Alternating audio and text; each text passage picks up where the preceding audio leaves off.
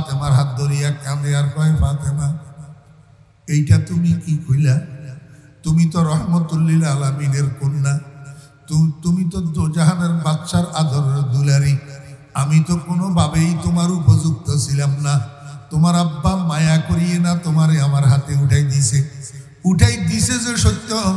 যেদিন তোমাকে ঘরে উঠে এনেছি সেদিন থেকে আজকে পর্যন্ত এক বেলার খানাও তো তোমারে আমি পেট ভরাইয়া খাওয়াইতে পারি নাই। একটা ভালো কাপড়ের জামাও তো আজকে পর্যন্ত তোমাকে পরিধান করাইতে পারি নাই। একটা ভালো বিছানার মধ্যে আজকে পর্যন্ত তোমাকে আমি ঘুম পাড়াইতে পারি নাই। ও রহমতুল্লিল আলামিনের কলেজার টুকরা, এই যে তোমার খেদমতে ত্রুটি করলাম, আমার একটু পাও না? কিয়ামতের ময়দানে আব্বার কাছে আমার বিরুদ্ধে নালিশ করবে নি করো, জিন্দা থাকতে আমার একটু মাপ করিয়া দিয়া যাও। আমার বেহরা দুস্থ আবাব, কেমন করুণ দৃশ্য! স্বামী স্ত্রীর হাত ধরিয়া কান্দে আর মাপ চায়, স্ত্রী স্বামীর হাত ধরিয়া কান্দে আর মাপ চায়। আমার মা বোনেরা, স্বামী স্ত্রী হবেন তো এমন হবেন আলী আর ফাতেমার মতো। স্বামী স্ত্রীর জীবন তো একটা মধুর জীবন, স্বামী স্ত্রীর জীবন তো একটা মধুর জীবন, স্বামী স্ত্রীর জীবন তো একটা ভালোবাসার জীবন। সারাক্ষণ ঘরের ভিতর স্বামী স্ত্রী যদি ঝগড়া করেন, সারাক্ষণ ঘরের ভিতর স্বামী স্ত্রী যদি কিলাকিলি আর মারামারি করেন, তো এইটা কিসের স্বামী স্ত্রী হইল? কিসের দাম্পত্য হইল? কিসের ভালোবাসা হইল? আমার ভাইয়েরা, দোস্ত আবাব, ও পর্দার আলের মা বোনেরা, স্বামীকে সব সময় স্বামীর খেদমত করবেন, স্বামীর কথা মানবেন, স্বামীর আনুগত্য করবেন। খবরদার স্বামীকে গালাগালি করবেন না, স্বামীর মা বাপ ধরিয়া গালাগালি করবেন না। যতটুক দিতে পারে ততটুকুর উপর তুষ্ট থাকবেন, ততটুকুর উপর রাজি আর খুশি থাকবেন। স্বামীর অবাধ্য হবেন না। আমার মা বোনেরা, ভালোবাসার মধ্যে, যেই স্বামী স্ত্রীর মধ্যে ভালোবাসা থাকে সেইখানে আল্লাহর রহমত নাজিল হয়। যেই স্বামী স্ত্রীর মধ্যে সব সময় ঝগড়া লাগি থাকে সেই ঘরের মধ্যে বরকত থাকে না। যত রুজি করুক সেই ঘরের মধ্যে বরকত থাকবে না। আমার ভাইয়েরা, দুস্তাবাব, এইভাবে হযরতে ফাতেমা রাদিয়াল্লাহু আনহা হযরত আলী রাদিয়াল্লাহু আনহুর হাতটা ছাড়ি দিয়েছে। ছাড়ি দিয়া কয়, আলী, আপনার সাথে আমার আর একটা কথা। সেই কথাটা হইল, একটু পরে আমার ইন্তেকাল হয়ে যাবে। কারণ আমাকে তো আব্বা বলছেন আব্বার সাথে ইফতার করার জন্য। তো যদি আব্বার সাথে ইফতার করতে হয়, ইফতারের আগে আমার ইন্তেকাল হবে। সামনে রাত্রি আসতেছে, আপনার কাছে অনুরোধ, আমার জানাজা, আমার দাফন কাফন আগামীকাল সকাল পর্যন্ত বিলম্বিত করবেন না। রাত্রের অন্ধকারের মধ্যে আপনারা জানাজার নামাজ পড়ি আমাকে দাফন করে দিবেন। আর আমার জানাজায়, আমার দাফনে অংশগ্রহণ করার জন্য কোনো বেগানা পুরুষকে খবর দিবেন না। কোনো বেগানা পুরুষ যেন আমার জানাজায় অংশ না নেয়, আমার দাফনে অংশগ্রহণ না করে। আপনারা যারা আছেন নিজেরা আমার জানাজার নামাজ পড়ি, নিজেরা আমাকে দাফন করে দিবেন। হযরতে ফাতেমা রাদিয়াল্লাহু আনহা এই কথা বলার পরে আলী কয়, ও ফাতেমা, তুমি তো রহমতুল্লিল আলামিনের কন্যা, তোমার ইন্তেকালের খবর শুনলে মানুষ তোমার জানাজার নামাজ পড়ার জন্য, দাফন করার জন্য খাটিয়ার দিকে তাকাবে না।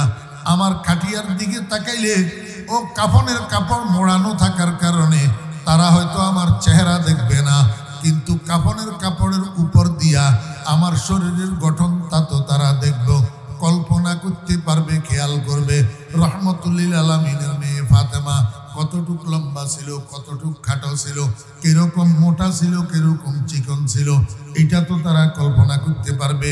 ও আলী, আমার কাফনের কাপড়ের উপর দিয়া আমার দিকে দৃষ্টি দিয়া কেউ আমার শরীরের গঠন সম্পর্কে কল্পনা করুক, এইটাকেও আমি পর্দা লঙ্ঘন মনে করি। কিয়ামতের ময়দানে আল্লাহ পাক রব্বুল আলামিন যদি আমাকে জিজ্ঞেস করে পর্দা কেন লঙ্ঘন করলা, আমি আল্লাহর দরবারে জবাব দিতে পারবো না। এই জন্য আমি চাই না কাফনের কাপড়ের উপর দিয়াও কোনো বেগানা পুরুষের নজর আমার লাশের উপরে পড়ুক। আমি দায় নিব আপনার থেকে। যদি আমার লাশ কোনো বেগানা পুরুষে দেখে, রাত্রের অন্ধকারে নিজেরা জানাজার নামাজ পড়ি, নিজেরা আমাকে দাফন করে ফেলবেন। আমার মা বোনেরা, এই ঘটনা আমি আপনাদেরকে কেন শুনাইলাম? একটু চিন্তা করেন, ফাতেমা তো ওই মহিয়সী নারী যিনি রাসূল আকরাম সাল্লাল্লাহু আলাইহি ওয়াসাল্লামের কন্যা, হযরত আলীর বিবি, হাসান হুসাইনের মা, বেহেশতি রমণীদের সরদার, সাইয়্যিদাতুন নিসায়ে আহলিল জান্নাহ, দুনিয়াতে থাকতে বেহেশতের সুসংবাদ প্রাপ্তা। তারপরেও ফাতেমা পর্দার বিষয়ে যদি এত সতর্ক হইতে পারে, আমরাও তো সেরকম নারী। আমরা কেমনে চেহারা খোলা রাখি, বোরকাবিহীন, হেজাববিহীন, নেকাববিহীন রাস্তায় রাস্তায় ঘুরি, বেগানা পুরুষের সাথে দেখা দিই। কত হকাররা, কত ফেরিওয়ালারা বাড়িতে বাড়িতে পণ্য বিক্রি করার জন্য আসে। আমরা বেগানা মহিলারা এই ফেরিওয়ালার সামনে যাইয়া দাঁড়াইয়া থাকি। আত্মীয় স্বজনের মধ্যে যারা বেগানা আছে, অনায়াসে তাদের সাথে দেখা সাক্ষাৎ করি। পর্দার দারদারি না, বোরকার দারদারি না। আমার মা বোনেরা সাবধান, মনে রাখবেন, জান্নাতে যাওয়া তো দূরের কথা, লা ইয়াদখুলনাল জান্নাতা ওয়ালা ইয়াজিদনা রিহাহা, জান্নাতের সুগন্ধিও পাওয়া যাবে না। আমার মুরব্বীরা যারা আছেন, মনে রাখবেন, এক একজন মহিলা কিয়ামতের ময়দানে আল্লাহ পাকের আদালতে পর্দা লঙ্ঘনের কারণে যখন অপরাধী সাব্যস্ত হবে, দোষী সাব্যস্ত হবে, তখন তাদের জন্য শাস্তি ঘোষণা করা হবে। এই শাস্তি শোনার পরে এক একজন মহিলা আল্লাহ পাকের দরবারে আরজি পেশ করবে। আরজি পেশ করবে, রব্বুল আলামিন, আমি তো নিজের ইচ্ছায় বেপরদা হই নাই। আমি এক সময় ছোট ছিলাম, 10 বছর 15 বছর বয়স ছিল। আমার উপরে গার্জিয়ান ছিলেন আমার আব্বা। আমার আব্বা কোনো সময় আমাকে বোরকা পরার কথা বলে নাই, পর্দা করার কথা বলে নাই, হেজাব নেকাব পরার কথা বলে নাই। যদি আব্বাই বলতো তাহলে নিশ্চয় আমি পর্দা মানতাম, পর্দা করতাম, কারণ আব্বার অন্য অন্য কথা তো আমি মানছি, এটা কেন মানবো না? রব্বুল আলামিন। এরপরে আব্বা মারা গেল। আমার অভিভাবক হলো আমার বড় ভাই। ভাইও কোনোদিন আমাকে পর্দার কথা বলে নাই, বোরকার কথা বলে নাই। এরপরে আমাকে দেওয়া হইল বিয়ে। এইবার আমার অভিভাবক হইল আমার স্বামী। স্বামীও কোনোদিন আমাকে পর্দার কথা বলে নাই, বোরকার কথা বলে নাই। স্বামী মারা যাওয়ার পরে এইবার অভিভাবক হইল সংসারের কর্তা, আমার পেটের সন্তান। সন্তানেও কোনোদিন আমাকে পর্দার কথা বলে নাই, বোরকার কথা বলে নাই। রব্বুল আলামিন, আজকে আমি বেপর্দা নারী হিসাবে আপনার আদালতে দোষী সাব্যস্ত হইয়া শাস্তির উপযুক্ত হইলাম এই 4 জনের কারণে। এরা 4 জন যদি আমাকে পর্দার কথা বলতো, বোরকার কথা বলতো, আমি বেপর্দা চলতাম না। আয় আল্লাহ, আপনি তো ন্যায় পরায়ণ, আপনার কাছে তো জুলুম নাই। যদি আমি শাস্তির উপযুক্ত হই, তাহলে এই 4 জনকেও আপনি শাস্তি দিতে হবে, যাদের অবহেলার কারণে আমি বেপর্দা হইছি, পর্দা করি নাই। আল্লাহ পাক ফেরেশতাদেরকে বলবেন, ও ফেরেশতারা, বাদিনীর আরজি সত্য, বাদিনীর আরজি সত্য, এই 4 জনের অ্যারেস্ট করো, উপুড় করি নাকে মুখে শেষরাইয়া জাহান্নামের মধ্যে ফেলে দাও। নামাজ কলমা পড়ি কি লাভ? হজ করি কি লাভ? তবলিগে যাই কি লাভ? পিসা হুজুরের কাছে মুরিদ হই কি লাভ? যদি মা, মেয়ে, স্ত্রী, কন্যা, মা, মেয়ে, স্ত্রী, কন্যা, এই 4 জন আমার অধীনস্থ মহিলা যদি রাস্তায় বাইর হইতে বোরকা না পরে, বোরকা পরল কিন্তু চেহারাতে নেকাব পরে না, মাথায় হেজাব পরে না, এক কথায় পর্দা করে না, এই সেজদায় কোনো কাজে আসবে না, এই দরবেশি কোনো কাজে আসবে না। সব কিছু থাকা সত্ত্বে মহিলাদের পর্দা না করার কারণে জাহান্নামে যাইতে হবে। জাহান্নামে প্রথমবারের মতো জাহান্নামে না যাইয়া যে জান্নাতে যাবে মানুষ, সেটার অন্তর্ভুক্ত হওয়া যাবে না এই পর্দার অভাবে। আসসালাতু ওয়াসসালামু আলা খায়রিল ওয়ারা ওয়া খাতামিন নাবিয়্যিন ওয়া আলা আলিহি ওয়া আসহাবিহি আত-তাইয়্যিবিন ওয়াত তাহিরিন ওয়া আলা জামি'i ইবাদির রহমান ইলা ইয়াউমিদ্দিন, আম্মা বা'দ। فأعوذ بالله من الشيطان الرجيم. بسم الله الرحمن الرحيم. يا نساء النبي لستن كأحد من النساء إن اتقيتن اتقيتن فلا تخضعن بالقول فيطمع الذي في قلبه مرض وقلن قولا معروفا صدق الله مولانا العظيم. وقال صاحب الرسالة عليه أفضل الصلوات وأكمل التحية: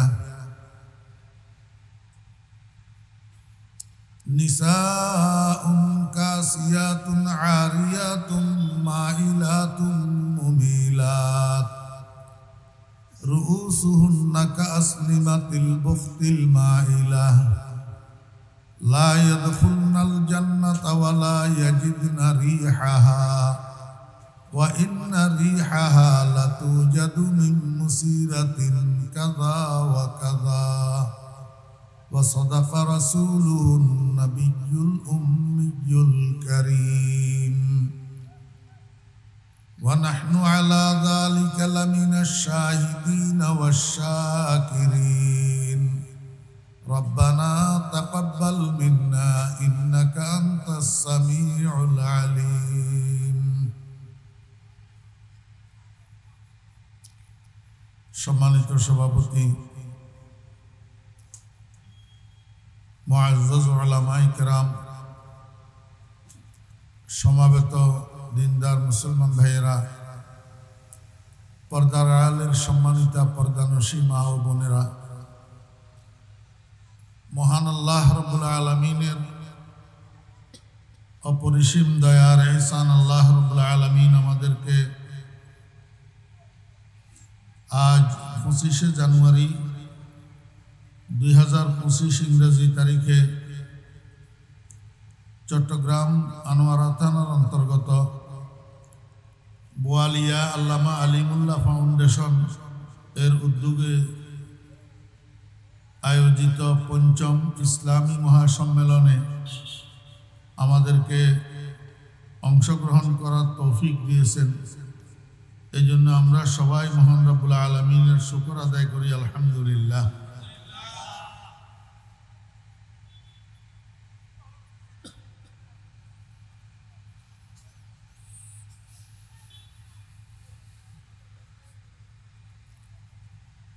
আল্লাহ পাক ওয়াহদাহু লা শারীকা লাহু, একক বেজোড়, কিন্তু বানাইছেন সব জোড়া জোড়া। খালাকাল্লাহু কুল্লা শাইইন যাওজাইন, আসমান জমিন এক জোড়া, চন্দ্র সূর্য এক জোড়া, দিন রাত এক জোড়া, জিন ইনসান এক জোড়া, দুনিয়া আখিরাত এক জোড়া, ব্যস্ত দুজক এক জোড়া, আলো অন্ধকার এক জোড়া, নারী পুরুষ এক জোড়া, নারী পুরুষ এক জোড়া। আল্লাহ পাক মানুষকে বানাইছেন মদনীয়ত তবা করে। মদনীয়ত তবা, মদনীয়ত তবা মানে ইউনাইটেড জীবনযাপনে অভ্যস্ত, সম্মিলিত জীবনযাপনে অভ্যস্ত। এই জন্য মানুষ একসাথে মিলেমিশে জীবনযাপন করতে শান্তি পায়, সিঙ্গেল জীবনযাপনে কষ্ট পায়। এই কথাটা আপনারা যারা দেশে আছেন আপনারা একটু কম বুঝবেন। ওই ছেলেটা যেটা বিয়ে করি 3 মাস পরে দুবাই চলে গেছে 2 বছরের ভিসায়, ওই তারে একটু জিজ্ঞেস করিয়েন ওই 2 বছর দুবাইতে কাটাইতে তার কি অবস্থা হয়। জি, আর ওনারা বুড়ো গেলে হইতে পারবেন। 2-4 দিন হলে বুড়ি যদি বাপের বাড়ি যায় বেড়াবেন লাই, তো গড় তো ওনার কি অবস্থা হয়।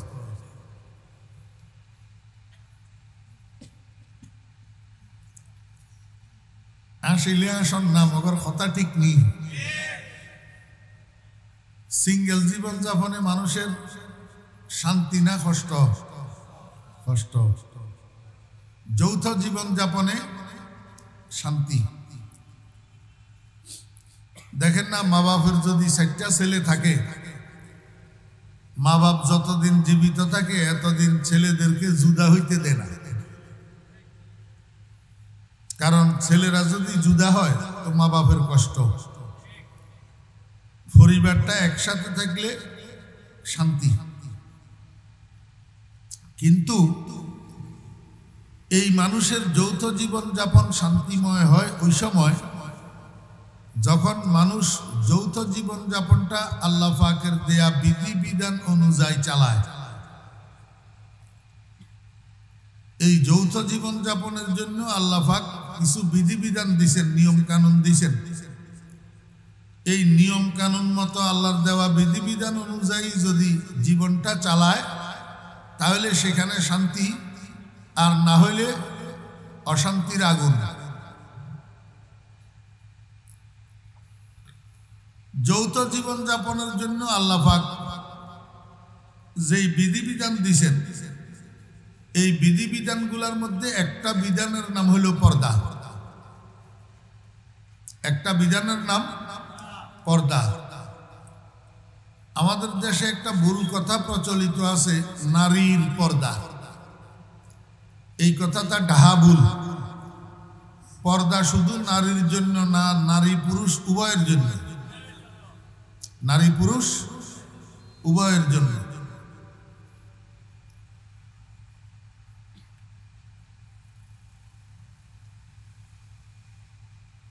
পর্দাটা 3 প্রকার।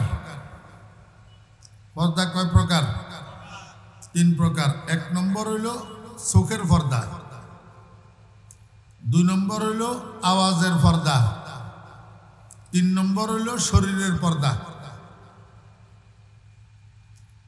চোখের পর্দা কি?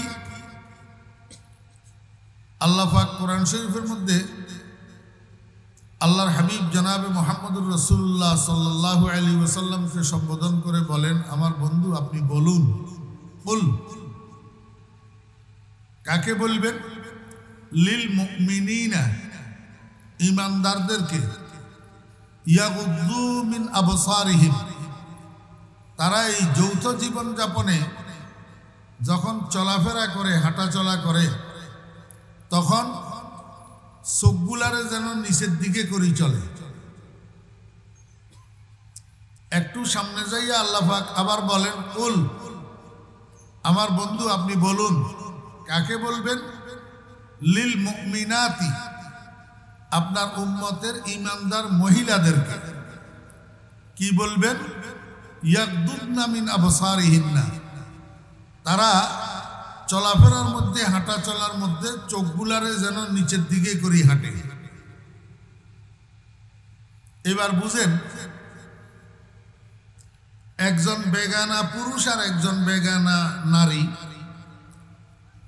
ঘরের ভিতরে অথবা ঘরের বাহিরে যখন আরেকজন বেগানাকে ক্রস করে, একজন এই দিক থেকে যাইতেছে, আরেকজন ওই দিক থেকে আসতেছে, একজন আরেকজনের ক্রস করবে না? এই ক্রস করার সময় নারী পুরুষ দুজন রাত্রে চলা 2টা প্রাইভেট কারের মতো। রাত্রে যে প্রাইভেট কারগুলা চলে, রাস্তায় যখন একটা আরেকটাকে ক্রস করে, তখন ড্রাইভিং এর আইন হইল দুজন প্রাইভেট কার ড্রাইভার সামনের হেডলাইট গুলাকে ডিম করে দিবে। ঠিক না? ঠিক কর। আমরা খালি মোল্লানো, আমরা ড্রাইভার। এটা ড্রাইভিং এর আইন। হেডলাইট কি করতে হবে?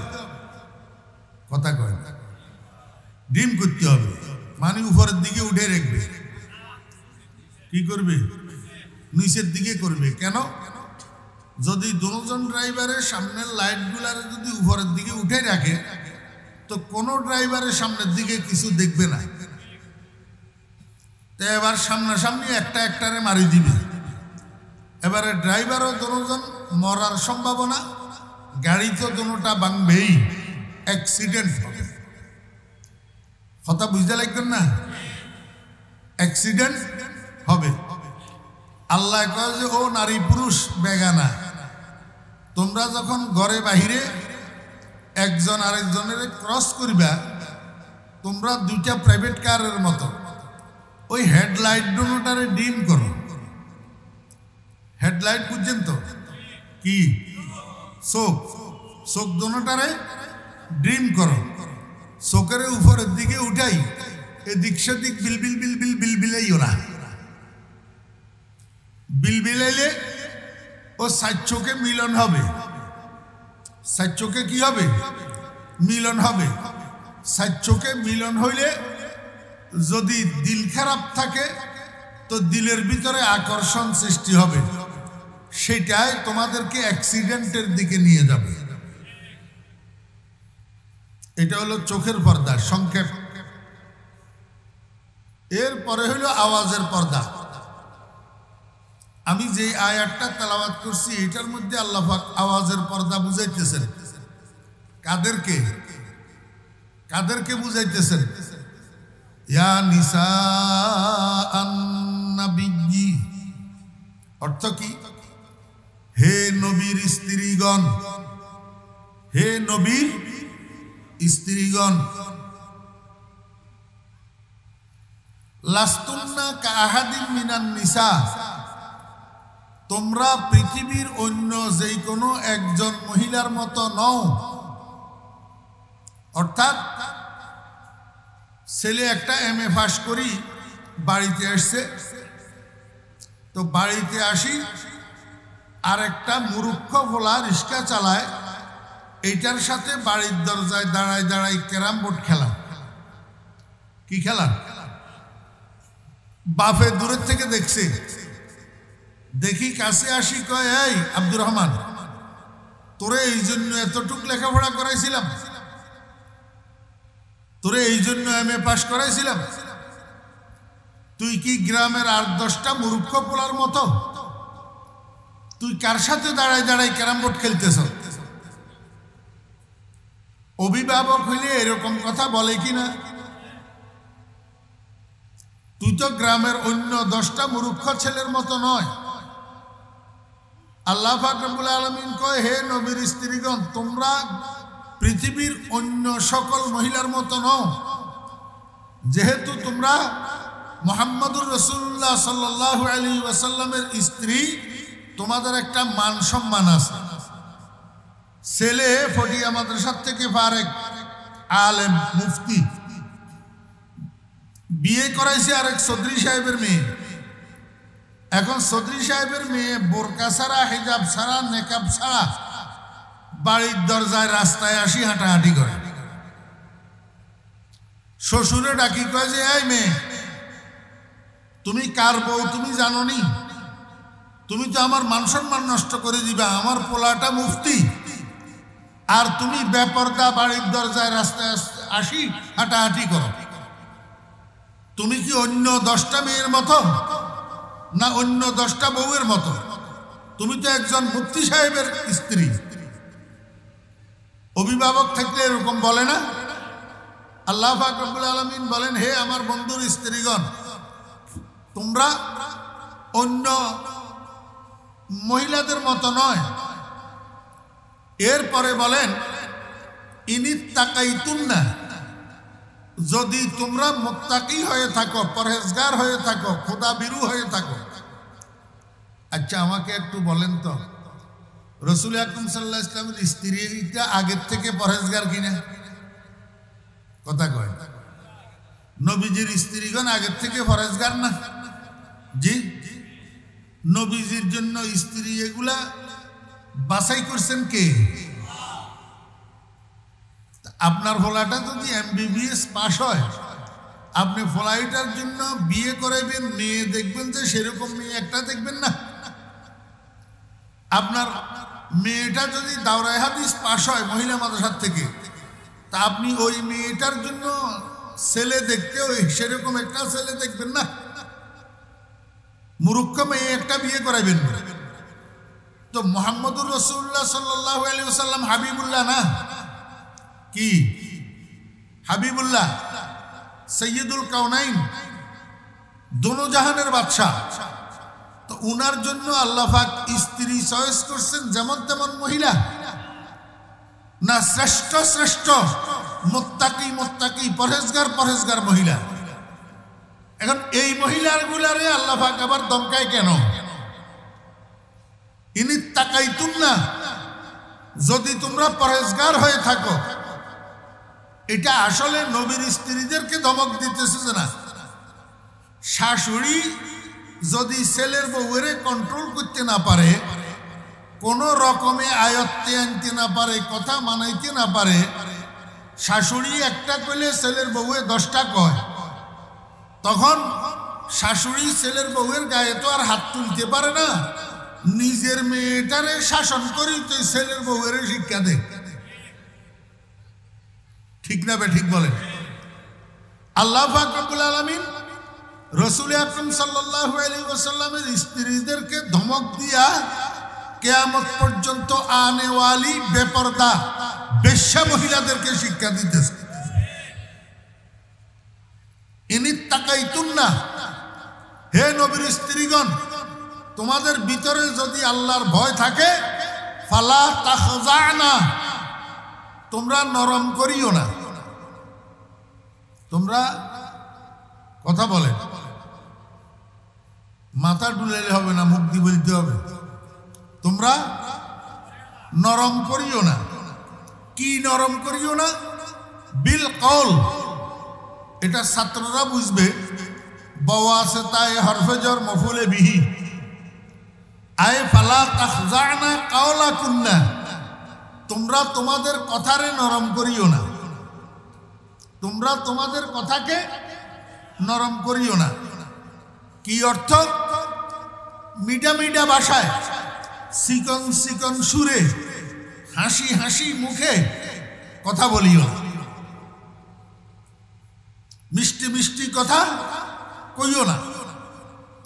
আচ্ছা, আমারে কনসেন মা ছেলের সাথে মিষ্টি কথা বলবে না, দাদি নাতির সাথে মিষ্টি কথা বলবে না, বোন ভাইয়ের সাথে মিষ্টি কথা বলবে না, স্বামী স্ত্রীর সাথে মিষ্টি কথা বলবে না, স্ত্রী স্বামীর সাথে মিষ্টি কথা বলবে না।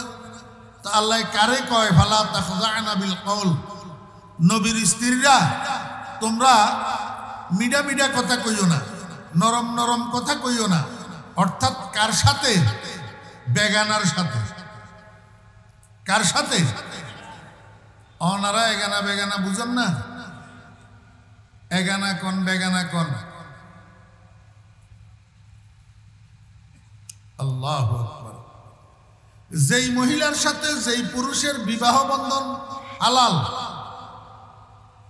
যেই মহিলার সাথে যেই পুরুষের সাথে যেই মহিলার বিবাহ বন্ধন হালাল, এরা দুইজন একজন একজনের বেগানা, একজন একজনের বেগানা। আর যেই পুরুষের সাথে যেই মহিলার সাথে যেই পুরুষের বিবাহ বন্ধন হারাম, তারা একজন আরেকজনের জন্য এগানা। মার সাথে ছেলের বিবাহ হইতে পারে, বাপের সাথে মেয়ের বিবাহ হইতে পারে, ভাইয়ের সাথে বোনের বিবাহ হইতে পারে, আপন মামার সাথে বাগ্নির বিবাহ হইতে পারে, আপন চাচা জেঠার সাথে ভাতিজির বিবাহ হইতে পারে, শাশুড়ির সাথে মেয়ের জামাইয়ের বিবাহ হইতে পারে। উনারা একজন একজনের জন্য এগানা।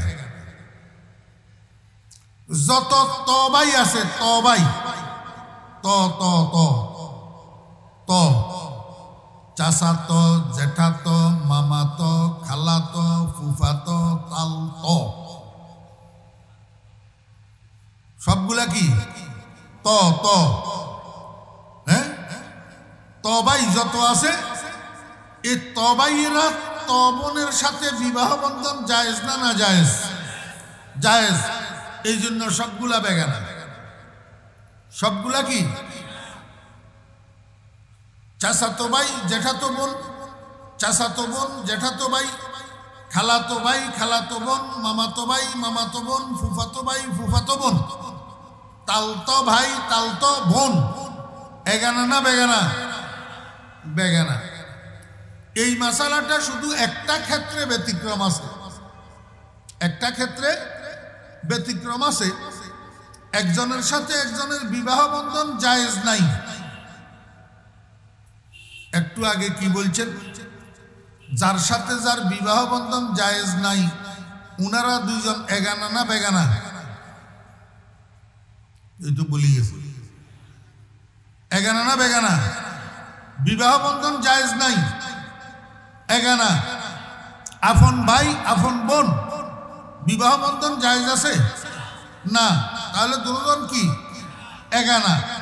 এক জায়গায় ব্যতিক্রম আছে, শালি আর দুলাভাই বিবাহ বন্ধন জায়েজ নাই, তারপরেও বেগানা।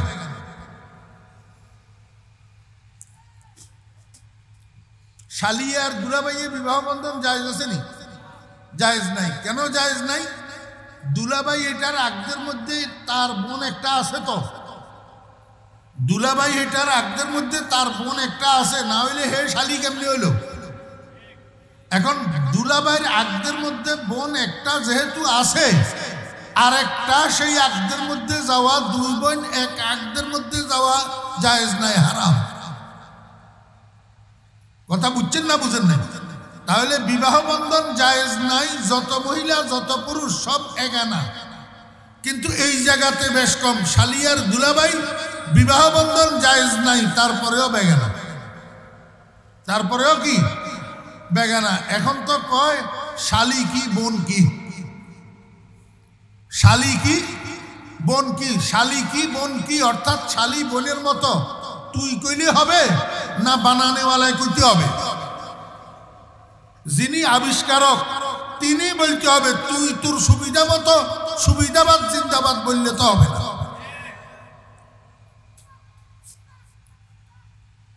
কয় বাবি বলে মায়ের মতো, বাবি বলে কিসের মতো? মায়ের মতো। কার জন্য? দেবরের জন্য। কার জন্য? দেবরের জন্য।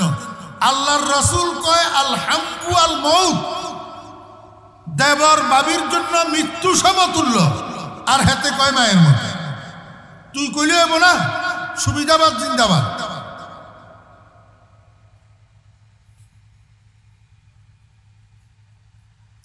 আল্লাহ পাক রব্বুল আলামিন বলেন, হে দুনিয়ার বেগানা মহিলা, বেগানা পুরুষের সাথে মিষ্টি ভাষায় কথা বলবে না, নরম ভাষায় কথা বলবে না। যদি বলো ফায়াতমা আল্লাযী ফী কলবিহি মারাদ, কোন বেগানা যুবকের সাথে যদি তুমি নরম নরম ভাষায় কথা বলো, ওই যুবকের দিলের মধ্যে রোগ থাকতে পারে। পৃথিবীর মানুষের সবগুলা দিল বালানা, সবগুলা দিল কিনা বালানা, দিলের ভিতরে রোগ। দিলের ভিতরে কি রোগ? আল্লাহ পাক রব্বুল আলামিন বলেন, এরকম রুগ্ন দিলওয়ালা যদি যুবক হয়, তার সাথে তুমি যদি মিষ্টি মিষ্টি কথা কও, হেতে তোমার দিকে লালসার হাত বাড়াবে। কি বাড়াবে? লালসার হাত। আমার অনুবাদ যদি ভুল হয়, হুজুররা আছে না, আমার শুধরাই দিব। তামা ইয়াতমাউ তামান অর্থ কি? লালচ কর না, লোভ করা, লালসা করা। আল্লাহ কর বেগানা মহিলা, তুমি যদি বেগানা পুরুষের সাথে মিঠা মিঠা কথা কও, তুমি ভাবি দেবরের লগে যদি মিষ্টি মিষ্টি কথা কও, তুমি শালি দুলাভাইয়ের লগে যদি মিষ্টি মিষ্টি কথা কও, তুমি তালতো বোন তালতো ভাইয়ের লগে যদি মিঠা মিঠা কথা কও, তো হের দিলবালা না হইলে তোমার দিকে লোভের হাত বাড়াবে, লালসার হাত বাড়াবে, তোমার দিকে কুপ্রস্তাব দিবে, কুপ্রস্তাব। এই কুপ্রস্তাবে তুমি রাজি হইলেও তোমার ক্ষতি, রাজি না হইলেও তোমার ক্ষতি। এমন কুপ্রস্তাবে যদি তুমি রাজি হও, তাহলে তোমার ঠিকানা জাহান্নাম। আর যদি তুমি রাজি না হও, তাহলে খাইবা এসিড নিক্ষেপ। তাহলে কি খাইবা? এসিড নিক্ষেপ খাইবা। ফায়াতমা আল্লাযী ফী কলবিহি মারাদ। আল্লাহ পাক রব্বুল আলামিন বলেন, দুনিয়ার বেগানা মহিলারা, কখনো বেগানা পুরুষের সাথে যদি তোমার কথা বলা অতীব প্রয়োজন হইয়া যায়, যদি দরকার হইয়া যায় কথা বলার, তখন তুমি কথা বলবা কিরকম? ওয়াকুলনা কাওলাম মারুফা। বেগানা মহিলা মহিলার সাথে কথা বলবা, বেগানা পুরুষের সাথে কেমনে কথা বলবা? মারুফ কথা বলবা, মারুফ কথা।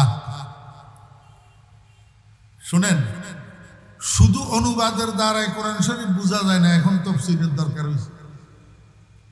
আল্লাহ পাক বেগানা মহিলাদেরকে বলতেছেন, যদি বেগানা পুরুষের সাথে তোমার কথা বলার দরকার হয়, তোমার স্বামী ডুবাই, ঘরে আর কোনো মানুষ নাই, উপযুক্ত যুবক দেবর আরেক ঘরের চাচাতো দেবর ঘরের দরজায় আসি তোমাকে ডাকতেছে, ভাবি ভাবি, তুমি উত্তর দিবা জি।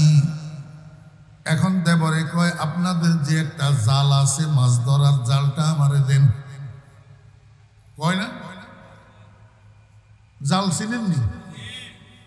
এখন দেবরে যদি ঘরের সামনে আসি, যদি বাবির কাছে জাল চায়, ঘরে তো আর কোনো মানুষ নাই, স্বামী তো ডুবাই, ছেলে মেয়ে তো নাই। এখন কথা না কইলেও তো বেজাল, কথা না কইলে ছেলে এটা ক্ষিপ্ত হবে, অহংকারী বুঝবে। কি বুঝবে? অহংকারী, বকাবকি করবে। কত বড় অহংকারী মহিলা, ঘরে আছে তারপরেও আমার কথার উত্তর দেয় না, আরেকদিন তোমার ক্ষতি করার চেষ্টা করবে, তার সাথে তুমি কথা বলতে হবে। কিন্তু কিরকম কথা কইবা? আল্লাহ কয়, ওয়াকুলনা কাওলাম মারুফা, তুমি মারুফ কথা কইবা, মারুফ কথা। মুফাসসিরিনে কেরাম রাহিমাহুল্লাহকে জিজ্ঞেস করলাম, মারুফ কথা কোন কথারে কয়? আমার বেরা দোস্ত আবাব, কথা বলার ধরন প্রথমত তিনটা। কথা বলার ধরন কয়টা? প্রথমত তিনটা। এক নম্বর হইল একটা প্রশ্নের একটা উত্তর। এক নম্বর একটা প্রশ্নের একটা উত্তর। আরেক নম্বর হইল একটা প্রশ্নের কোনো উত্তর নাই, কোনো উত্তর নাই। আর একটা হইল একটা প্রশ্নের 5টা উত্তর। একটা প্রশ্নের কথার কথা, উদাহরণস্বরূপ এখন তো সহশিক্ষার জমানা, একই গ্রামের একটা ছেলে একটা মেয়ে একই কলেজে পড়ে, কলেজে আসা যাওয়ার পথে দুজনের মধ্যে দেখা হয়। একদিন ছেলেটা সামনে দাঁড়াইয়া মেয়েটাকে জিজ্ঞেস করলো, এই তোমার নাম কি? তুমি কথা না বলি পাশ কাটি চলে গেলা। ছেলে তোমার উপরে ক্ষিপ্ত হবে, তোমাকে অহংকারী ভাববে, ক্ষতি করার চেষ্টা করবে। আর যদি এই তোমার নাম কি, তুমি যদি বলো জি ভাইয়া আমার নাম সকিনা, আমরা বাড়ি বুনিয়াবাড়ি, হ্যাঁ আমার আব্বার নাম আব্দুর রহিম, ভাইয়া আপনার নাম কি না ভাইয়া? জি। উত্তর দিলা? জিজ্ঞাসা করছে তোমার একটা, তুমি উত্তর দিলা 5টা মিঠা মিঠা কথা দিয়ে হাসি মুখে। আল্লাহ কয়, বরবাদ করছ তুই। এই পোলা এখন তোর দিকে আকৃষ্ট হবে, আগামীকাল কলেজে যাওয়ার সময় আবার তোর সাথে কথা বলার চেষ্টা করবে, আস্তে আস্তে তোর সাথে বাপ জমানোর চেষ্টা করবে। এইবার তোকে কফি খাওয়ার জন্য, কফি হাউসে যাওয়ার জন্য দাওয়াত দিবি। এই পড়লে আরই বিপদে।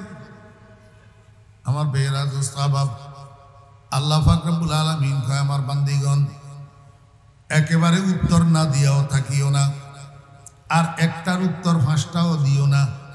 মিডা মিডা ভাষায়, মিডা মিডা গলায়, মিডা মিডা সুরে কইও না, বরং কি কইবা? আল্লাহু আকবার। একটা প্রশ্নের একটা উত্তর, একটা প্রশ্নের একটা উত্তর। কিরকম উত্তর? আল্লাহ কয়, বান্দা কথা বলার ধরন কর্কশ। একটা ছেলে তোমাকে জিজ্ঞেস করলো, এই তোমার নাম কি? তুমি তাকে যদি বলো আমার নাম সকিনা, হ্যাঁ আপনার নাম কি? এটা একটা কথা বলার ধরন। আর একটা কথা বলার ধরন হইলো, এই বেটা তোর কি দরকার, একবারে স্যান্ডেল দিয়ে ভিড়ে দিব। এটা একটা কথা বলার ধরন। আর একটা কথা বলার ধরন হইলো, তোমার জিজ্ঞেস করলো, এই তোমার নাম কি? তুমি স্বাভাবিক কণ্ঠে বললে আমার নাম সকিনা, এটা বলি পাশ কাটি চলে যাও। এবার কথা বুঝছেন? তাহলে কথা বলার ধরন 6 প্রকার হইল মোট। কয় প্রকার? 6 প্রকার। একটা হইল একটা প্রশ্নের উত্তর একেবারে নাই, আরেকটা হইল একটা প্রশ্নের উত্তর 5টা, আরেকটা হইল একটা প্রশ্নের উত্তর একটা, এই মাঝখানেরটা ধরে রাখেন। আরেকটা কথা বলার ধরন হইল একটা মিষ্টি মিষ্টি কথা, আরেকটা কথা বলার ধরন হইল কর্কশ কথা, আরেকটা কথা বলার ধরন হলো স্বাভাবিক আওয়াজের কথা। তো মারুফ কথা কোন কথারে কয়? যেই কথা একটা প্রশ্নের উত্তর একটা হয় স্বাভাবিক আওয়াজে, মিঠা মিঠাও ন কর্কশ ন, স্বাভাবিক আওয়াজে একটা প্রশ্নের উত্তর একটা, এটার নাম মারুফ কথা। আল্লাহ কয় একেবারে কথা না কইতে পারিবা না, যদি প্রয়োজন হয় তবে মারুফ কথা কইবা। বেগানা পুরুষের সাথে বাড়তি কথা কইতে যাইও না, চিকন চিকন আলাপ করতে যাইও না। স্বাভাবিক আওয়াজে একটা প্রশ্নের উত্তর একটা দিবা, তাহলে তুমি বিপদে পড়িবা না। এটা হইল আওয়াজের পর্দা। এটা হইল কি? এখন কোন জমানায় আওয়াজের পর্দার ওয়াজ করব? ঘরের ভিতরে স্বামী স্ত্রী এমন ঝগড়া লাগে, এমন ফিডা ফিডি লাগে, 3 বাড়ি পর্যন্ত খবর হয়। আপনাদের এদিকে মনে হয় নাই? হ্যাঁ, ঘরের ভিতরে স্বামী স্ত্রী কিলাকিলি লাগে না? আল্লাহ আমার ভাইয়েরা, দোস্ত আবাব, আরেকটা হলো শরীরের পর্দা। আরেকটা কি? শরীরের পর্দা।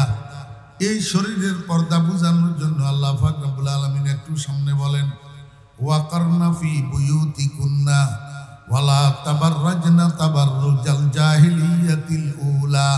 হে নবীর স্ত্রীগণ, তোমরা বর্বর যুগের নারীদের মতো যদি কখনো প্রয়োজনে ঘরের বাইরে যাওয়া লাগে, রাস্তায় বাইরে হওয়া লাগে, বাজারে যাওয়া লাগে, তো তোমরা এমনভাবে বাইরে হইবা যাতে তোমাদের শরীরের কোনো অংশ বাইরের থেকে দেখা না যায়।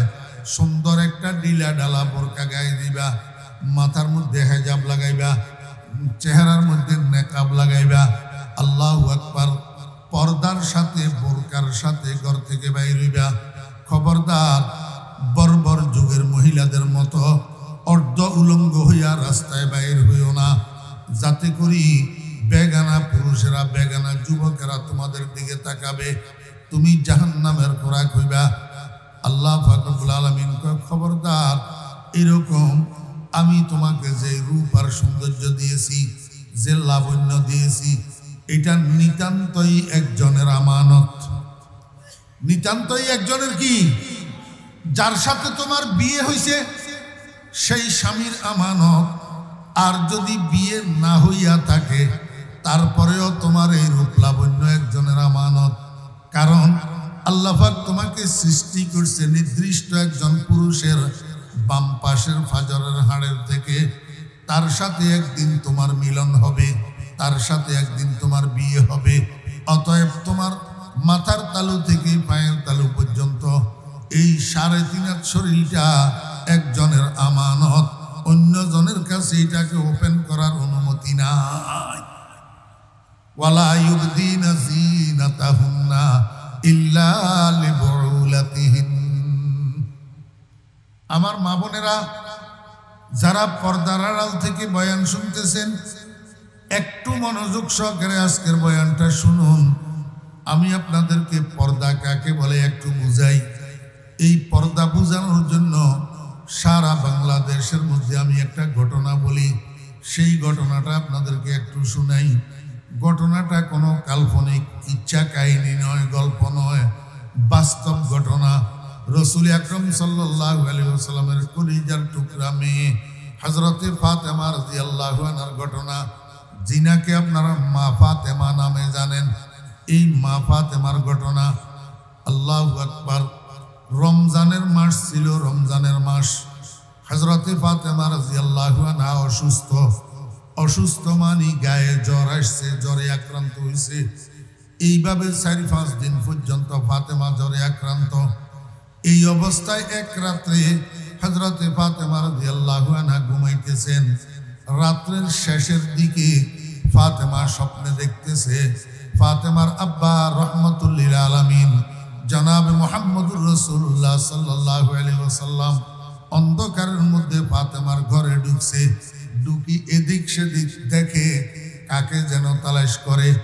স্বপ্নের ভিতরে ফাতেমা আব্বাজানকে জিজ্ঞেস করে, আব্বা এই অন্ধকারের ভিতরে কাকে তালাশ করতেছেন? রাসূল আকরাম সাল্লাল্লাহু আলাইহি ওয়াসাল্লাম কয়, মা তোমারে তালাশ করতেছি একটা সংবাদ দেওয়ার জন্য। সংবাদটা হলো একটু পরে তো সেহরির টাইম হবে। এখন তো রমজান মাস, আগামী দিন রোজা রাখার জন্য স্বামী স্ত্রী দুজন সেহরি খাইবা একটু পরে। তবে সেহরিটা তো খাইবা আগামী দিনের রোজার জন্য। তোমার স্বামীর সাথে স্বামীর দস্তরখানে আগামী দিন রোজা শেষে ইফতার করিবা, কিন্তু আব্বাজানের সাথে জান্নাতের দস্তরখানে।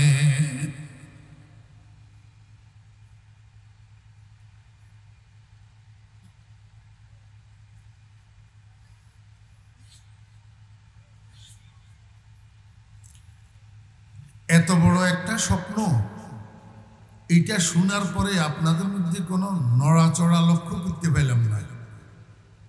আমার তো মনে হয় আপনাদের মনোযোগ নেই, আপনারা সুর শুনতেছেন, কথা বুঝতেছেন না।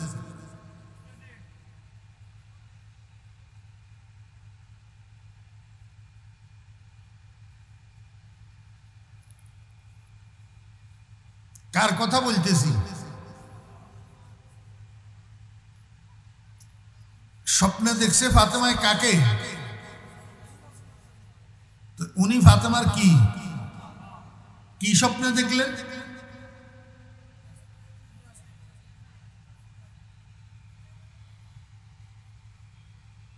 কবরস্থানের পাশে দাঁড়াই কথা বলার মতো। এই মনোযোগ ছাড়া এই ওয়াজ শোনায় কি লাভ হবে?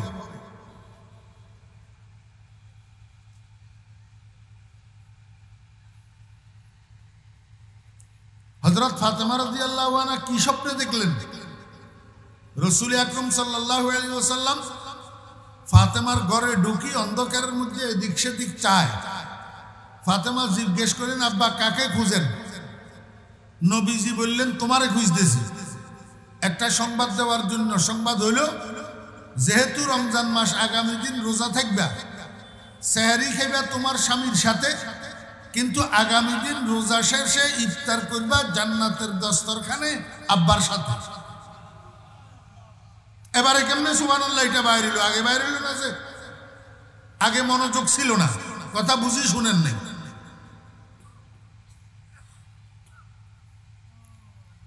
40 বছর বয়ান করতেছি, 40 বছর শিক্ষকতা করতেছি। মানুষ চরানি আর ছাত্র চরানি তো আমাদের কাজ। আমরা সিচুয়েশনের দিকে তাকাইলে বুঝি অবস্থাটা কি।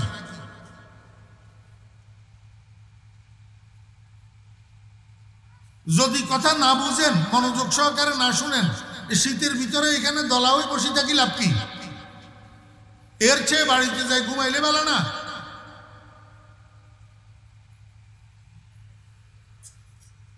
এই মাদ্রাসা বলেন আর স্কুল কলেজ বলেন, ক্লাসের ভিতরে ছাত্র কতগুলো আছে এরকম অমনোযোগী দামিস।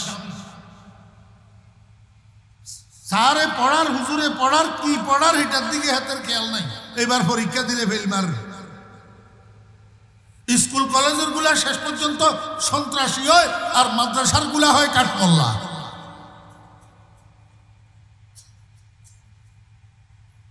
আফতাউ বিগাইরি ইলমিন ফাদাল্লু ওয়া আদাল্লু।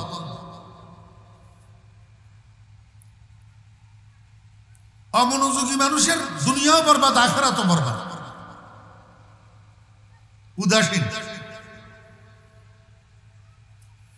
এটা কি যেমন তেমন কথা নেই।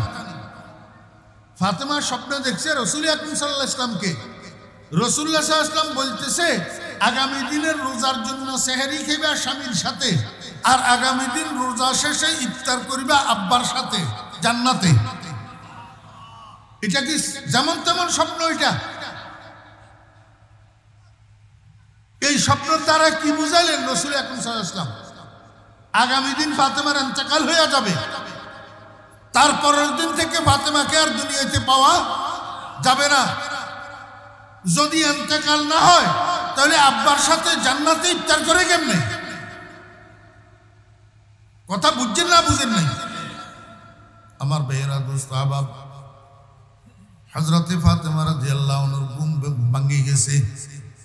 হযরতে ফাতেমা রাদিয়াল্লাহু আনহা বেচাইন হইয়া গেছে, এটা কি দেখলাম?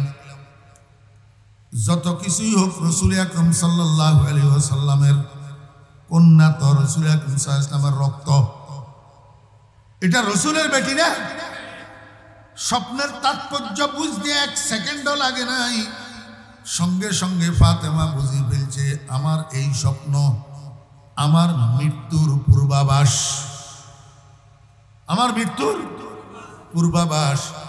আগামী দিন ইফতারের আগে আমার ইন্তেকাল হইয়া যাবে, এই কথা ফাতেমা বুঝি ফেলছেন। দেখলেন সেহরির সময় হয়েছে, তো স্বামীরে ঘুম থেকে জাগাইছেন। স্বামীকে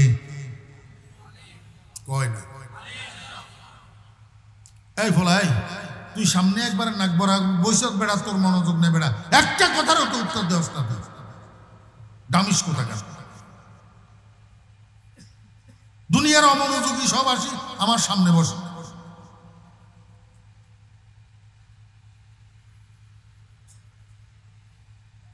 ফাতেমার স্বামীকে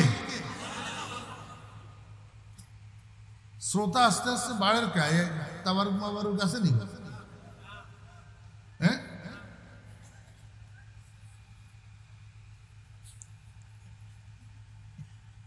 মাহফিল কথাগুলোর মধ্যে বয়ান শেষ হলে ফোটলা দিত, এবার শেষ দিকে দেখি আস্তে আস্তে আস্তে আস্তে কোলের গা, বুকেরটা, ফিটিরটা সব আসি যায়।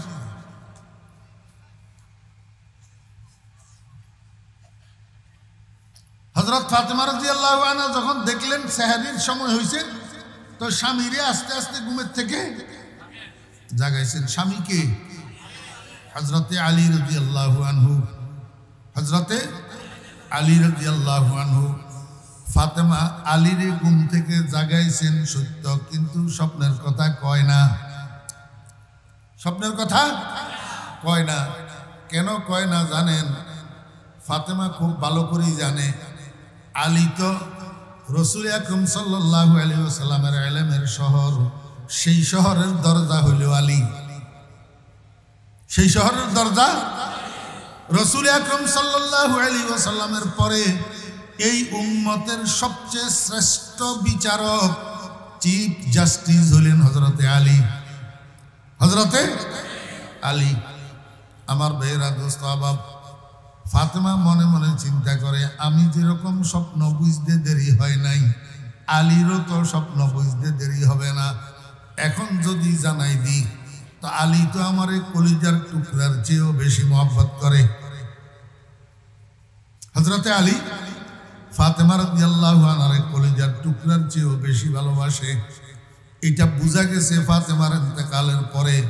ফাতেমাকে যখন দাফন করা হয়েছে, হযরতে আলী রাদিয়াল্লাহু আনহু ফাতেমার কবরের কাছে বসে থাকে, কোনো দিকে যায় না, কবরের দিকে তাকাইয়া তাকাইয়া কয় হাবিবুন গাবা আন আইনি ওয়া জিসমি ওয়া আন কলবি হাবিবি লা ইয়াগিবু হাবিবুন লাইসা ইয়াদিলুহু হাবিবুন ওয়া মা লিসাওয়াহু ফি কলবি নসিবু।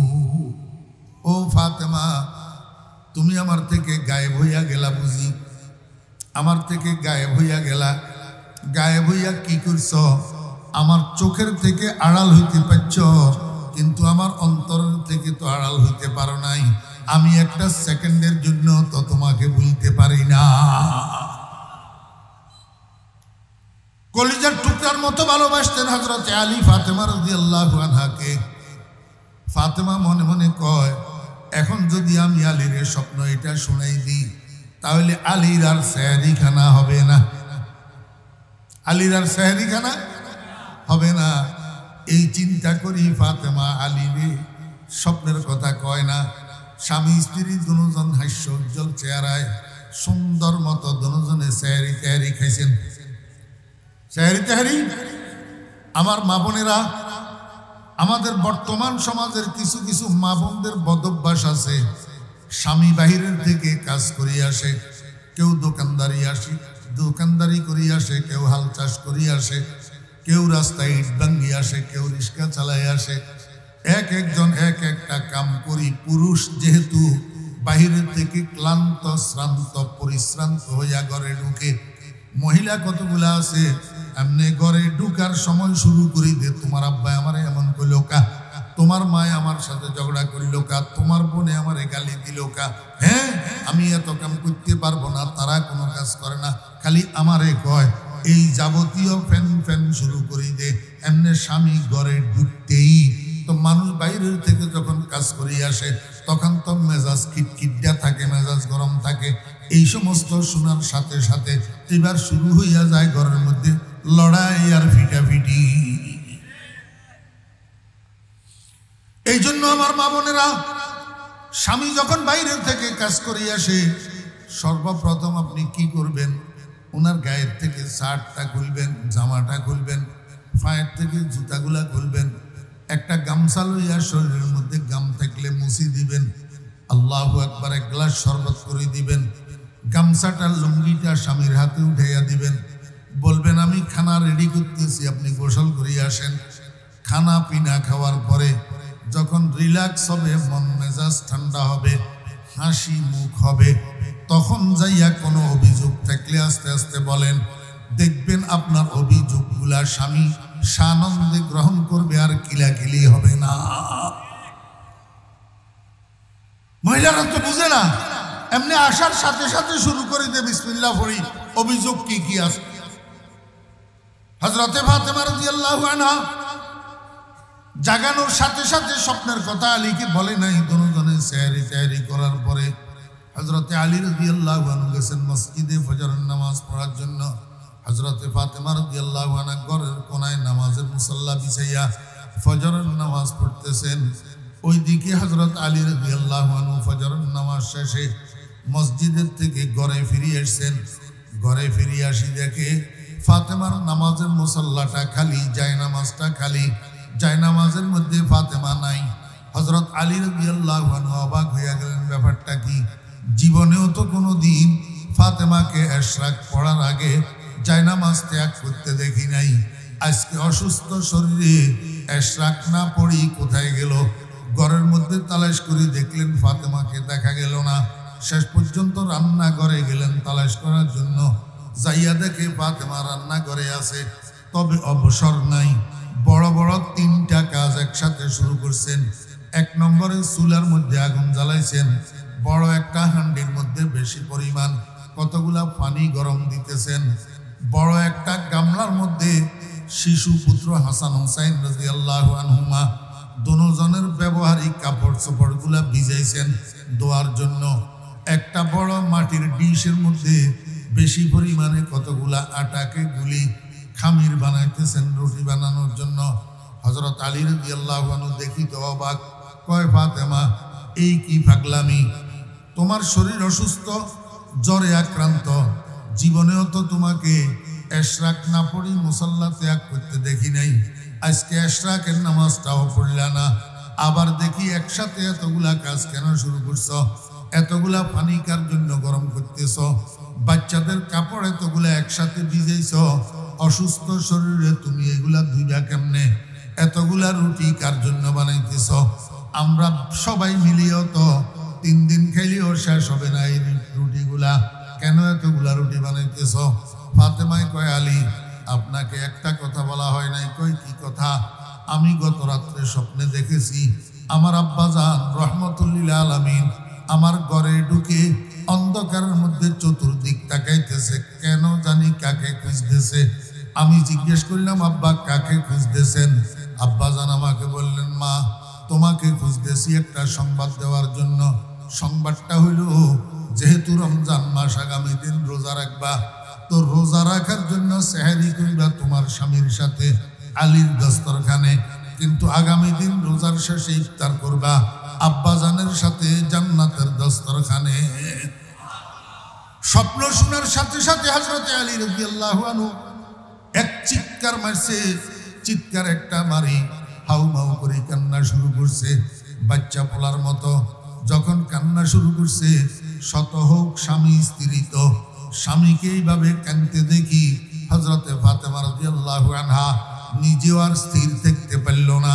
এবার স্বামীর সাথে নিজেও কান্না শুরু করছে। স্বামী স্ত্রী দুজন কাঁদতেছে। ঠিক এই টাইমে বাহিরে খেলাধুলার মধ্যে ছিল দুই শিশু পুত্র হাসান হুসাইন রাদিয়াল্লাহু আনহুমা। হঠাৎ দুজন সেই ঘরের ভিতরে ঢুকছে। ঢুকি তারা তো আশ্চর্য, ব্যাপারটা কি, একদিকে আম্মা কান্দে, একদিকে আব্বা কান্দে। শিশু মানুষ, তারা তো বুঝে না। একবার আব্বার কাছে যাইয়া জিজ্ঞেস করে আব্বু কাঁদেন কেন, আর একবার মায়ের কাছে যাইয়া জিজ্ঞেস করে আম্মু কাঁদেন কেন। আব্বুও কোনো কথা কয় না, আম্মুও কোনো কথা কয় না। শেষ পর্যন্ত বিরক্ত হইয়া ফাতেমা রাদিয়াল্লাহু আনহা কয়, বাবারা এই সময় তোমরা দুজন নানাজির কাছে চলে যাও। কার কাছে? এই কথা কয় নানাজির কাছে। নানাজি কোথায়? নানাজি কোথায়? এই ঘটনার 6 মাস আগে রহমতুল্লিল আলমিনের ইন্তেকাল হয়েছে। এই ঘটনার বরাবর 6 মাস আগে রহমতুল্লিল আলমিন দুনিয়ার থেকে বিদায় নিয়েছেন। এখন রহমতুল্লিল আলমিন রওজায়ে আকদসের ভিতরে, কবরের ভিতর। এইটা তো ফাতেমায় জানে। জানার পরেও জিন্দা শিশু পুত্র দুজনের নানার কাছে পাঠায় কেন? আমার বেয়েরা দোস্ত আবাব, ফাতেমার জন্য এটা নতুন কিছু না। এর আগেও ফাতেমা যখন ঘরের কাজে বেশি ব্যস্ত হইয়া যাইতেন, বাচ্চারা উনাকে ডিস্টার্ব করতেন, তো ফাতেমা বিরক্ত হইয়া বাচ্চাদেরকে বলতেন, বাবারা তোমরা নানার কাছে চলে যাও। বাচ্চারা দুজন নানার পাগল, নানার নাম শুনলেই এক দৌড় মারে, দৌড়ি যাইয়া নানাজির কবরের উপরে উঠি বসি যায়। আমার ভাইরা, ভিতর থেকে নানাজি কথা কয়, নাতিরা শুনে আর উত্তর দে। উপর থেকে নাতিরা কথা কয়, ভিতর থেকে নানাজি শুনে আর উত্তর দে। মজার ব্যাপার হইল ওই টাইমে রওজায়ে আকদসের চতুর্পাশে শত শত মানুষ জিয়ারতরত থাকে, কিন্তু কেউ গোড়ার ডিমও কিছু শোনে না। মিয়ানে আশক ও মাশুক চে রমজিস, কেরামান কাতিবিরা হাম খবর নিস। আজকেও সেই ঘটনার পুনরাবৃত্তি হয়েছে। ফাতেমায় কয়, বাবারা তোমরা দুজন নানাজির কাছে চলে যাও। নানাজির নাম শোনা মাত্র বাচ্চারা দুজন দিছে দৌড়। দৌড়াইয়া যাইয়া রহমতুল্লিল আলমিনের রওজায়ে আকদসের উপরে উঠে বসে গেছে। ভিতর থেকে নানাজি কয়, আমার নাতিরা এই মুহূর্তে আপনারা এখানে কেন আসলেন? নাতিরা কয়, নানা যান, আম্মু আমাদেরকে আপনার কাছে পাঠাইয়া দিছে। নানা যান কয়, না নাতিরা আমার, তাড়াতাড়ি ঘরে যান, তাড়াতাড়ি ঘরে যান। ঘরে যাইয়া মায়ের চেহারার দিকে তাকাইয়া থাকেন। মনে রাখবেন আগামী দিন থেকে এই মায়ের চেহারা আর দেখার জন্য পাওয়া যাবে না। আজকে ইফতারের আগে আপনাদের আম্মুর ইন্তেকাল হইয়া যাবে। নানাজির মুখে এই খবর শুনি হাসান হুসাইন রাদিয়াল্লাহু আনহুমা দুজন এবার চিল্লানি শুরু করছে। কাঁদতে কাঁদতে ঘরে যাইয়া ঢুকছে। মায়ে কয়, বাবারা এবার তোমরা দুজন কাঁদো কেন? ছেলেরা দুজন কাম্মু, আমাদের থেকে আর গোপন করিয়েন না। নানাজি আমাদেরকে সব বলে দিছে। আজকে ইফতারের আগে আপনার ইন্তেকাল হইয়া যাবে। আগামী দিন থেকে মা ডাকার জন্য দুনিয়াতে আমরা আর তো আপনাকে পাবো না। আমার ভাইয়েরা দোস্ত বাপ, কথা বলতে বলতে হযরত ফাতেমা রাদিয়াল্লাহু আনহার গায়ের জ্বর বাড়ি গেছে, শরীরের মধ্যে কাঁপ শুরু হয়ে গেছে। অনেক কষ্ট করি ওযু করি জোহরের নামাজটা আদায় করছেন। জোহরের নামাজ আদায় করে নিজে নিজে কিবলামুখী হইয়া শুইয়া গেছেন। বড় ছেলে হাসান রাদিয়াল্লাহু আনহু কয়, বাবা হাসান, তুমি যাইয়া তোমার আব্বাকে একটু ডাকিয়ে আনো, তোমার আব্বার সাথে আমার কথা আছে। হযরতে হাসান যাইয়া আলী রাদিয়াল্লাহু আনহুকে ডাকিয়ে আনছেন। হযরতে আলী রাদিয়াল্লাহু আনহু ফাতেমার মাথার পাশে বসি জিজ্ঞাসা করে, ফাতেমা এত ইমার্জেন্সি কেন ডাকলা? ফাতেমায় কয়, আলী আপনার সাথে আমার দুইটা কথা আছে। দুইটা কথা। এক নম্বর কথা হলো, যেদিন থেকে আমি স্ত্রী হইয়া আপনার ঘরে আসছি সেই দিন থেকে স্বামী হিসাবে আপনার যে খেদমত করার আমার দরকার ছিল আমি করতে পারি নাই। আপনার যে হক আদায় করার দরকার ছিল আমি করতে পারি নাই। এই জন্য আপনি যদি কিয়ামতের ময়দানে আল্লাহ পাকের দরবারে আমার বিরুদ্ধে নালিশ করেন, অভিযোগ করেন, মামলা করেন। তো আমি সন্তান হওয়ার কারণে আমার আব্বা কোটি কোটি মানুষের সামনে শর্মিন্দা হবে। আমি চাই না এমন সন্তান হইতে যে আমার আব্বা সন্তানের কারণে কোটি কোটি মানুষের সামনে শর্মিন্দা হবে। এটা আমি সইতে পারবো না। এই জন্য আলী আপনার হাতটা ধরছি, আল্লাহর ওয়াস্তে আমি জিন্দা থাকতে আমাকে একটু মাফ করিয়া দেন না। হযরতে ফাতেমা রাদিয়াল্লাহু আনহা কাঁদি কাঁদি স্বামীর কাছে মাপ চায়, আর হযরতে আলী রাদিয়াল্লাহু আনহু গপ করে ফাতেমার হাত ধরছে। ফাতেমার হাত ধরিয়া কাঁদে আর কয়, ফাতেমা এইটা তুমি কি কইলা?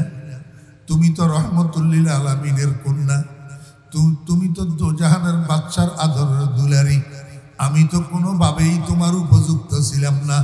তোমার আব্বা মায়া করিয়ে না তোমারে আমার হাতে উঠাই দিছে যে সত্য। যেদিন তোমাকে ঘরে উঠে এনেছি সেদিন থেকে আজকে পর্যন্ত এক বেলার খানাও তো তোমারে আমি পেট ভরাইয়া খাওয়াইতে পারি নাই। একটা ভালো কাপড়ের জামাও তো আজকে পর্যন্ত তোমাকে পরিধান করাইতে পারি নাই। একটা ভালো বিছানার মধ্যে আজকে পর্যন্ত তোমাকে আমি ঘুম পাড়াইতে পারি নাই। ও রহমতুল্লিল আলামিনের কলেজার টুকরা, এই যে তোমার খেদমতে ত্রুটি করলাম, আমার একটু কও না কিয়ামতের ময়দানে আব্বার কাছে আমার বিরুদ্ধে নালিশ করবেন ই করুন, জিন্দা থাকতে আমার একটু মাফ করিয়া দিয়া যাও। আমার পেহরা দোস্ত, আবার কেমন করুন দৃশ্য, স্বামী স্ত্রীর হাত ধরিয়া কান্দে আর মাপ চায়, স্ত্রী স্বামীর হাত ধরিয়া কান্দে আর মাপ চায়। আমার মা বোনেরা, স্বামী স্ত্রী হবেন তো এমন হবেন আলী আর ফাতেমার মতো। স্বামী স্ত্রীর জীবন তো একটা মধুর জীবন, স্বামী স্ত্রীর জীবন তো একটা মধুর জীবন, স্বামী স্ত্রীর জীবন তো একটা ভালোবাসার জীবন। সারাক্ষণ ঘরের ভিতর স্বামী স্ত্রী যদি ঝগড়া করেন, সারাক্ষণ ঘরের ভিতর স্বামী স্ত্রী যদি কিলাকিলি আর মারামারি করেন, তো এইটা কিসের স্বামী স্ত্রী হইল? কিসের দাম্পত্য হইল? কিসের ভালোবাসা হইল? আমার ভাইয়েরা, দোস্ত, আবাব ও পর্দার আলের মা বোনেরা, স্বামীকে সব সময় স্বামীর খেদমত করবেন, স্বামীর কথা মানবেন, স্বামীর আনুগত্য করবেন। খবরদার স্বামীকে গালাগালি করবেন না, স্বামীর মা বাপ ধরিয়া গালাগালি করবেন না। যতটুক দিতে পারে ততটুকুর উপর তুষ্ট থাকবেন, ততটুকুর উপর রাজি আর খুশি থাকবেন। স্বামীর অবাধ্য হবেন না। আমার মা বোনেরা, ভালোবাসার মধ্যে যেই স্বামী স্ত্রীর মধ্যে ভালোবাসা থাকে সেইখানে আল্লাহর রহমত নাজিল হয়। যেই স্বামী স্ত্রীর মধ্যে সব সময় ঝগড়া লাগি থাকে সেই ঘরের মধ্যে বরকত থাকে না। যত রুজি করুক সেই ঘরের মধ্যে বরকত থাকবে না। আমার ভাইয়েরা, দোস্ত, আবাব, এইভাবে হযরতে ফাতেমা রাদিয়াল্লাহু আনহা হযরত আলী রাদিয়াল্লাহু আনহুর হাতটা ছাড়ি দিয়েছে। ছাড়ি দিয়া কয়, আলী আপনার সাথে আমার আর একটা কথা। সেই কথাটা হইল, একটু পরে আমার ইন্তেকাল হইয়া যাবে। কারণ আমাকে তো আব্বা বলছেন আব্বার সাথে ইফতার করার জন্য। তো যদি আব্বার সাথে ইফতার করতে হয়, ইফতারের আগে আমার ইন্তেকাল হবে। সামনে রাত্রি আসতেছে। আপনার কাছে অনুরোধ, আমার জানাজা, আমার দাফন কাফন আগামীকাল সকাল পর্যন্ত বিলম্বিত করবেন না। রাত্রের অন্ধকারের মধ্যে আপনারা জানাজার নামাজ পড়ি আমাকে দাফন করে দিবেন। আর আমার জানাজায়, আমার দাফনে অংশগ্রহণ করার জন্য কোনো বেগানা পুরুষকে খবর দিবেন না।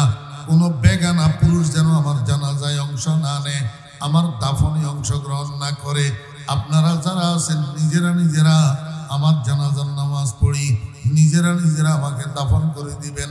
হযরতে ফাতেমা রাদিয়াল্লাহু আনহা এই কথা বলার পরে আলী কয়, ও ফাতেমা, তুমি তো রহমতুল্লিল আলামিনের কন্যা, তোমার ইন্তেকালের খবর শুনলে মানুষ তোমার জানাজার নামাজ পড়ার জন্য, দাফন করার জন্য খাটিয়ার দিকে তাকাবে না। আমার খাটিয়ার দিকে তাকাইলে ও কাফনের কাপড় মোড়ানো থাকার কারণে তারা হয়তো আমার চেহারা দেখবে না, কিন্তু কাফনের কাপড়ের উপর দিয়া আমার শরীরের গঠন তা তো তারা দেখবে, কল্পনা করতে পারবে, খেয়াল করবে। রহমতুল্লিল আলামিনের মেয়ে ফাতেমা কতটুক লম্বা ছিল, কতটুক খাটো ছিল, কিরকম মোটা ছিল, কিরকম চিকন ছিল, এটা তো তারা কল্পনা করতে পারবে। ও আলী, আমার কাফনের কাপড়ের উপর দিয়া আমার দিকে দৃষ্টি দিয়া কেউ আমার শরীরের গঠন সম্পর্কে কল্পনা করুক, এইটাকেও আমি পর্দা লঙ্ঘন মনে করি।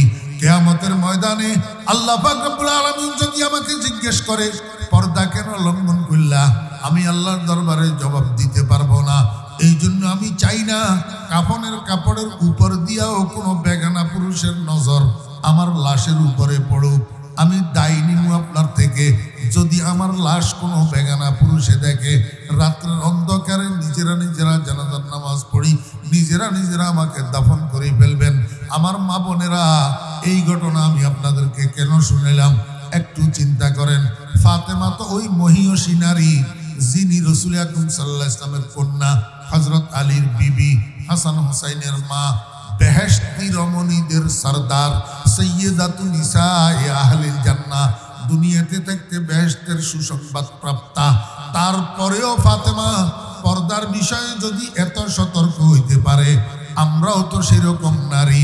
আমরা কেমনে চেহারা খোলা রাখি, বোরকাবিহীন, হেজাববিহীন, নেকাববিহীন রাস্তায় রাস্তায় ঘুরি, বেগানা পুরুষের সাথে দেখা দিই। কত হকাররা, কত ফেরিওয়ালারা বাড়িতে বাড়িতে পণ্য বিক্রি করার জন্য আসে। আমরা বেগানা মহিলারা এই ফেরিওয়ালার সামনে যাইয়া দাঁড়াইয়া থাকি। আত্মীয় স্বজনের মধ্যে যারা বেগানা আছে, অনায়াসে তাদের সাথে দেখা সাক্ষাৎ করি। পর্দার দাঁড়দারি না, বোরকার দাঁড়দারি না। আমার মা বোনেরা সাবধান, মনে রাখবেন, জান্নাতে যাওয়া তো দূরের কথা, লা ইয়াদখুলনাল জান্নাতা ওয়ালা ইয়াজিদনা রিহাহা, জান্নাতের সুগন্ধিও পাওয়া যাবে না। আমার মুরব্বীরা যারা আছেন মনে রাখবেন, এক একজন মহিলা কিয়ামতের ময়দানে আল্লাহ পাকের আদালতে পর্দা লঙ্ঘনের কারণে যখন অপরাধী সাব্যস্ত হবে, দোষী সাব্যস্ত হবে, তখন তাদের জন্য শাস্তি ঘোষণা করা হবে। এই শাস্তি শোনার পরে এক একজন মহিলা আল্লাহ পাকের দরবারে আরজি পেশ করবে। আরজি পেশ করবে, রব্বুল আলামিন, আমি তো নিজের ইচ্ছায় বেপরদা হই নাই। আমি এক সময় ছোট ছিলাম, 10 বছর 15 বছর বয়স ছিল। আমার উপরে গার্জিয়ান ছিলেন আমার আব্বা। আমার আব্বা কোনো সময় আমাকে বোরকা পরার কথা বলে নাই, পর্দা করার কথা বলে নাই, হেজাব নেকাব পরার কথা বলে নাই। যদি আব্বাই বলতো তাহলে নিশ্চয় আমি পর্দা মানতাম, পর্দা করতাম। কারণ আব্বার অন্য অন্য কথা তো আমি মানছি, এটা কেন মানবো না? রব্বুল আলামিন, এরপরে আব্বা মারা গেল। আমার অভিভাবক হলো আমার বড় ভাই। ভাইও কোনোদিন আমাকে পর্দার কথা বলে নাই, বোরকার কথা বলে নাই। এরপরে আমাকে দেওয়া হইল বিয়ে। এইবার আমার অভিভাবক হইল আমার স্বামী। স্বামীও কোনোদিন আমাকে পর্দার কথা বলে নাই, বোরকার কথা বলে নাই। স্বামী মারা যাওয়ার পরে এইবার অভিভাবক হইল সংসারের কর্তা, আমার পেটের সন্তান। সন্তানেও কোনোদিন আমাকে পর্দার কথা বলে নাই, বোরকার কথা বলে নাই। রব্বুল আলামিন, আজকে আমি বেপর্দা নারী হিসাবে আপনার আদালতে দোষী সাব্যস্ত হইয়া শাস্তির উপযুক্ত হইলাম এই 4 জনের কারণে। এরা 4 জন যদি আমাকে পর্দার কথা বলতো, বোরকার কথা বলতো, আমি বেপর্দা চলতাম না। আয় আল্লাহ, আপনি তো ন্যায় পরায়ণ, আপনার কাছে তো জুলুম নাই। যদি আমি শাস্তির উপযুক্ত হই, তাহলে এই 4 জনকেও আপনি শাস্তি দিতে হবে, যাদের অবহেলার কারণে আমি বেপর্দা হইছি, পর্দা করি নাই। আল্লাহ পাক ফেরেশতাদেরকে বলবেন, ও ফেরেশতারা, বাদিনীর আরজি সত্য, বাদিনীর আরজি সত্য। এই 4 জনের অ্যারেস্ট করো, উপুর করি নাকে মুখে শেষরাইয়া জাহান্নামের মধ্যে ফেলে দাও। নামাজ কলমা পড়ি কি লাভ? হজ করি কি লাভ? তবলিগে যাই কি লাভ? পিসা হুজুরের কাছে মুরিদ হই কি লাভ? যদি মা, মেয়ে, স্ত্রী, কন্যা, মা, মেয়ে, স্ত্রী, কন্যা, এই 4 জন আমার অধীনস্থ মহিলা যদি রাস্তায় বাইর হইতে বোরকা না পরে, বোরকা পরল কিন্তু চেহারাতে নেকাব পরে না, মাথায় হেজাব পরে না, এক কথায় পর্দা করে না, এই সেজদায় কোনো কাজে আসবে না, এই দরবেশি কোনো কাজে আসবে না। সব কিছু থাকা সত্ত্বে মহিলাদের পর্দা না করার কারণে জাহান্নামে যাইতে হবে। জাহান্নামে প্রথমবারের মতো জাহান্নামে না যাইয়া যে জান্নাতে যাবে মানুষ, সেটার অন্তর্ভুক্ত হওয়া যাবে না এই পর্দার অভাবে। ওয়া আখিরু দাওয়ানা আনিল হামদুলিল্লাহি রাব্বিল আলামিন ওয়া সাল্লাল্লাহু তাআলা আলা খাইরি খালকিহি মুহাম্মাদিন ওয়া আলিহি ওয়া সাহবিহি আজমাইন।